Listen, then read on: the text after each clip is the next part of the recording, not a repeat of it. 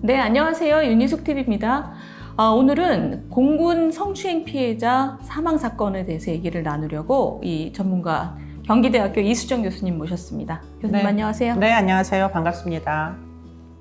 여쭤볼 게 지금 여군이 우리나라에 18,000명이 있대요. 네. 18,000명 중에서 1,000여 명이 성희롱 피해를 입고 있다라고 지금 통계가 나와 있습니다. 저는 이것도 굉장히 많은 것 같아요. 네. 그런데 지금 이번에 사망하신 그분, 극단적 선택을 하신 분은 지금 성추행 피해자인데 훨씬 더 복잡한 사건이 있을 것 같아요. 선생님 보시기엔 어떠세요?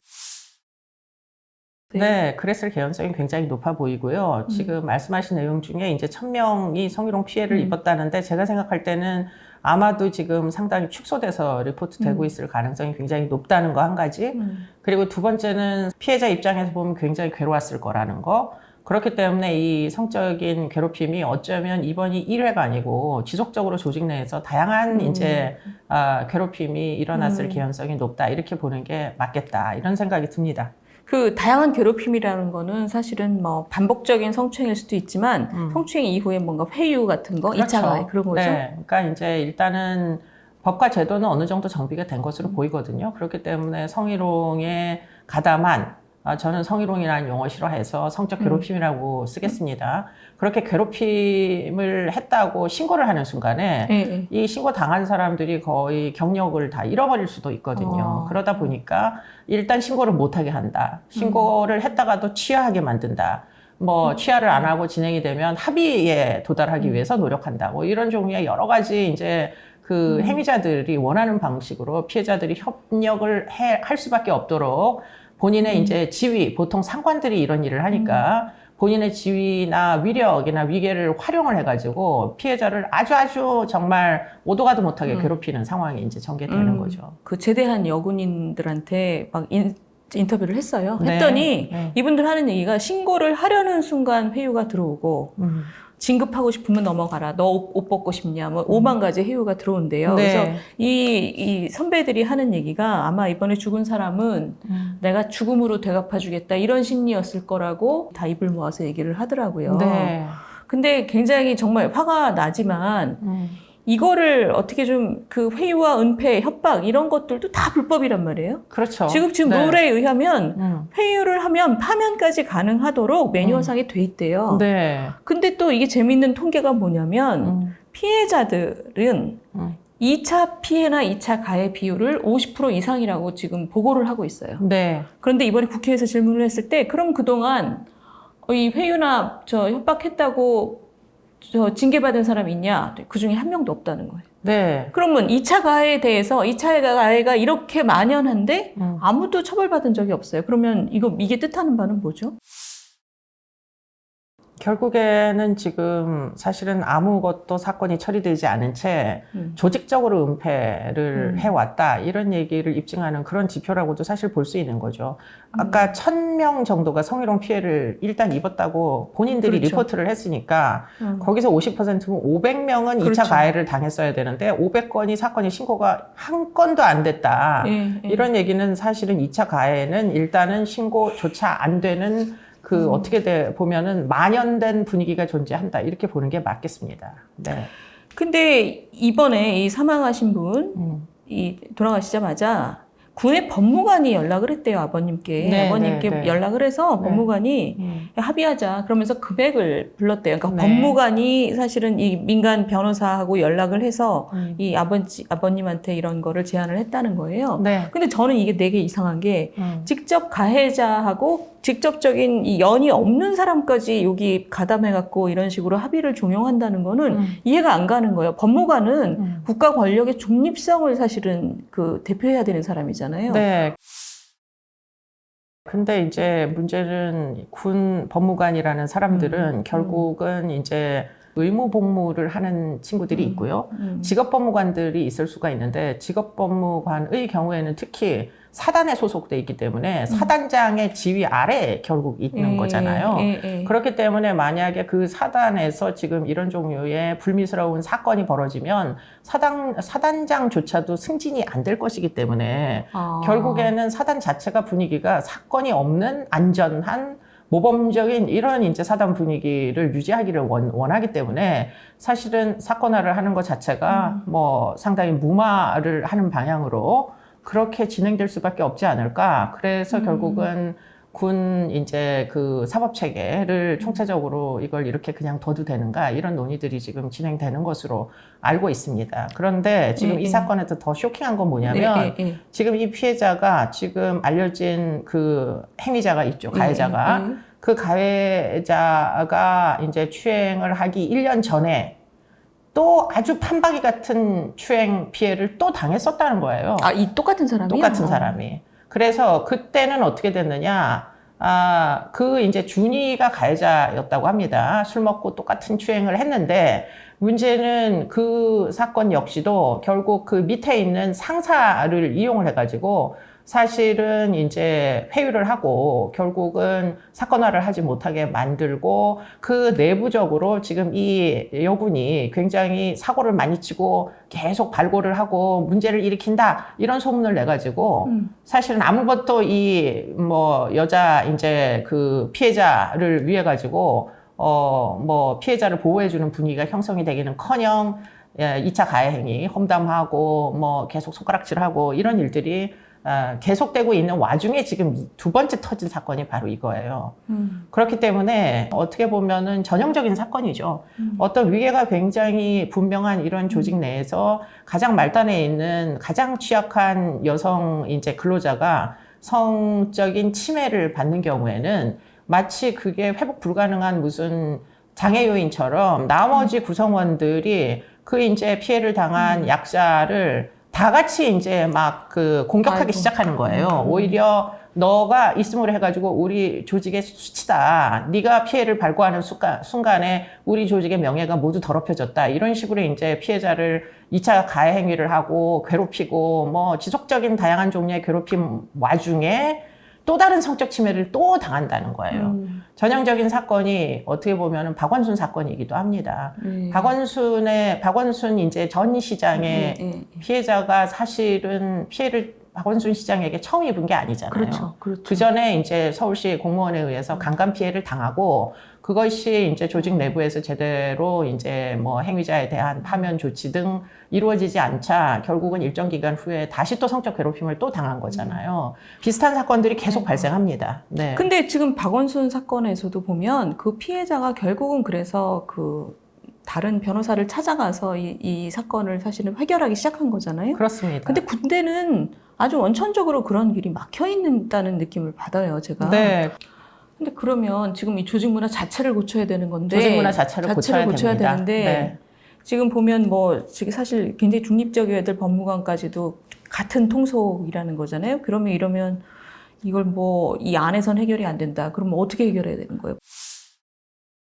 밖에서 뭘 데려와야 돼? 법무관들이 원래부터 그렇게 이제 어떤 진실을 왜곡할 의도가 있는 사람들이 아니었을 거예요. 그러니까 아마도 그들이 로스쿨을 나오고 뭐 사법고시를 보고 이러던 시절에는 아마 틀림없이 정의를 생각하는 구성원들이었을 거예요. 개별적으로는.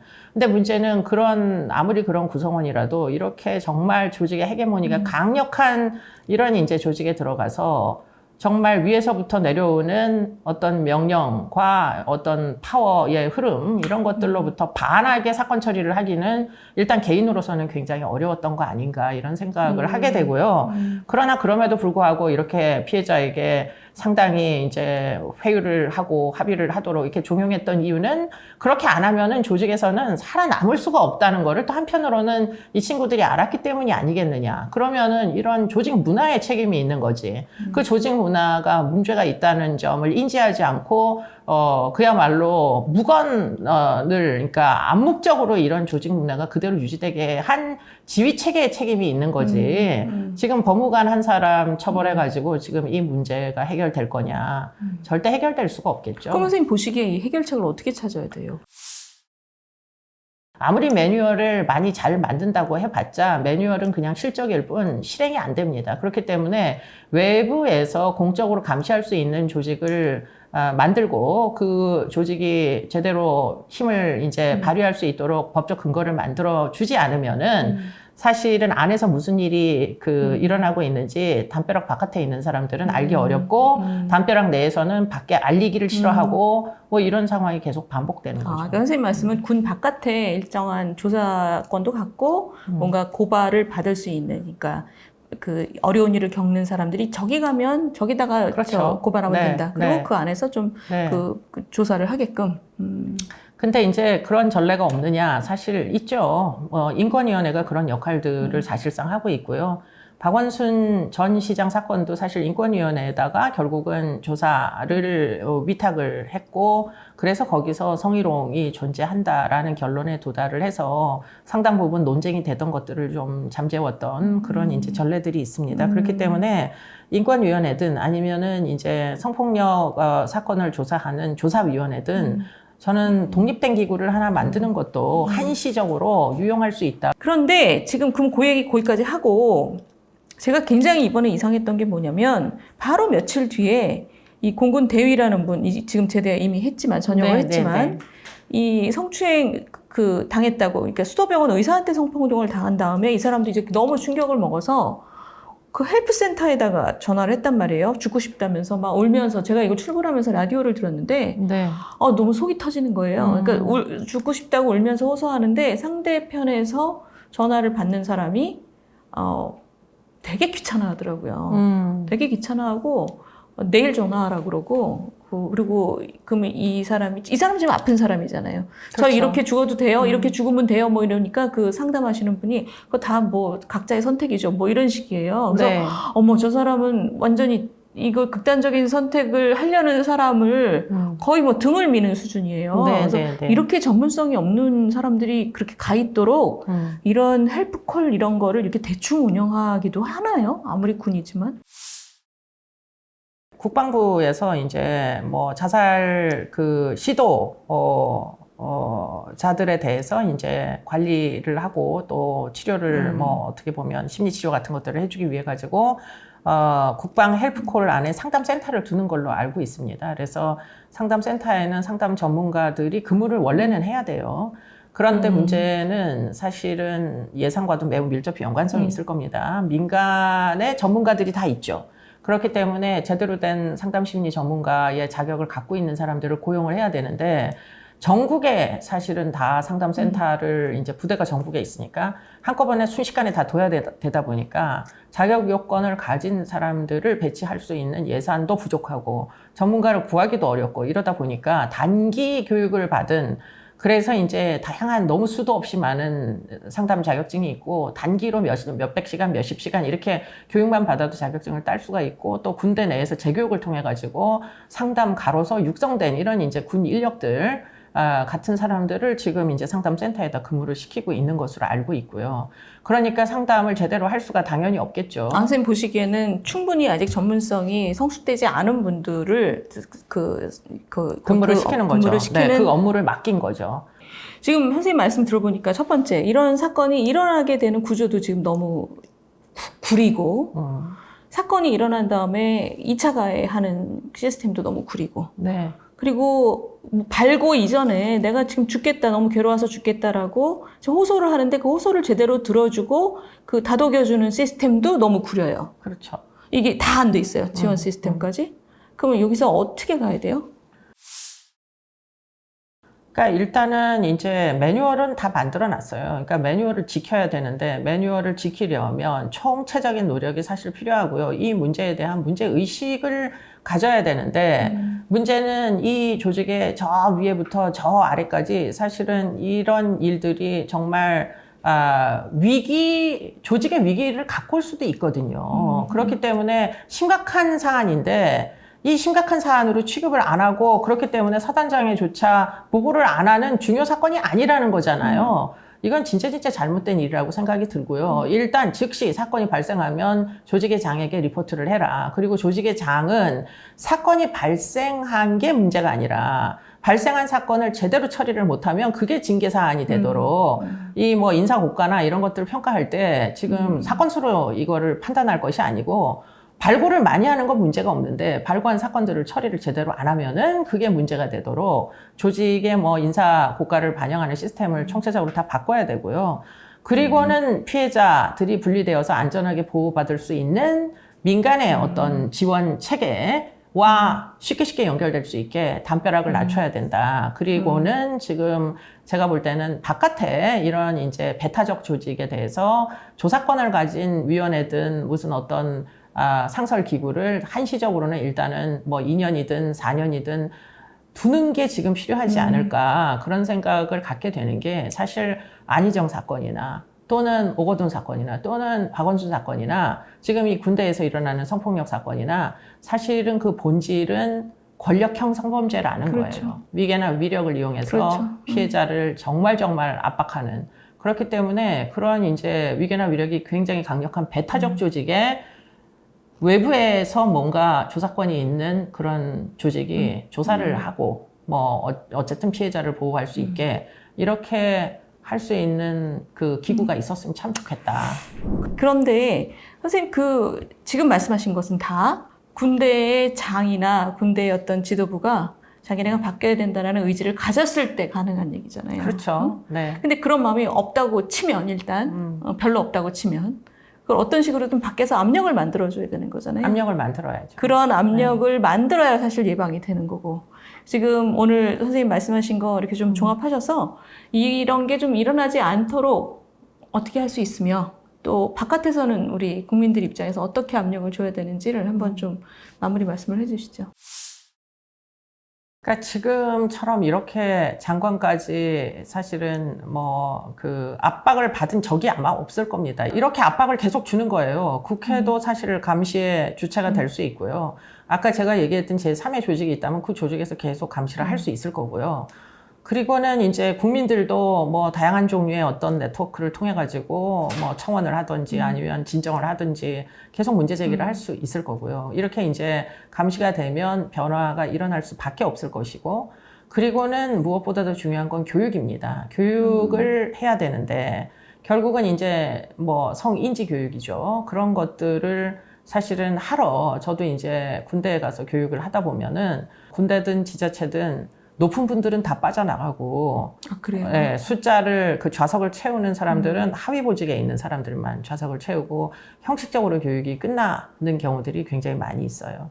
그러니까 그렇게 하면 안 되고 만약에 지위가 높은 분들이 정말 교육이 필요한데 특히 이제 아무래도 세대가 뭐 더 높으면 연세가 있고 이러시면 그분들이 이제 왕성하게 교육을 받던 시절에 성규범을 내면화했을 개연성이 굉장히 높기 때문에 오늘날 기준으로 보면 그 성인지 감수성이 굉장히 떨어지는 분들이 될 수도 있어요. 본의 아니게 옛날 이제 규범을 그대로 이제 가지고 있다 보니까 그런 분들에 대해서는 그냥 이제 강의식 교육은 별로 효과가 없을 수도 있습니다. 그러면 좀 더 이제 뭐 아주 소집단으로다가 그러한 지휘권이 있는 사람들만 따로 모아가지고서는 집단 토론 같은 것들을 통해가지고 무엇인가 이제 지금까지 내가 생각했던 것과 지금 이 사회가 요구하는 게 격차가 있다라는 사실들을 인지시키게 그래서 지금 이 문제가 절대 사소하지 않고 이 문제가 정말 아침마다 보고를 받아야 되는 중요 사건 중에 하나가 될 수 있음을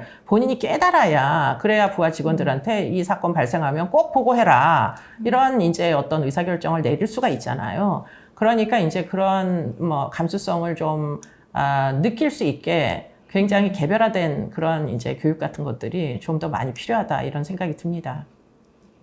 아이고 지금 교육만으로 될지 압박으로 될지 뭐 하여튼 여러 가지가 필요할 것 같긴 한데 선생님 오늘 정말 좋은 말씀 많이 들었고 이런 사건들이 이제 국민들을 굉장히 화나게 만드는 그리고 또 당사자로서는 너무 슬픈 그렇죠. 얼마나 괴로웠으면 그렇죠?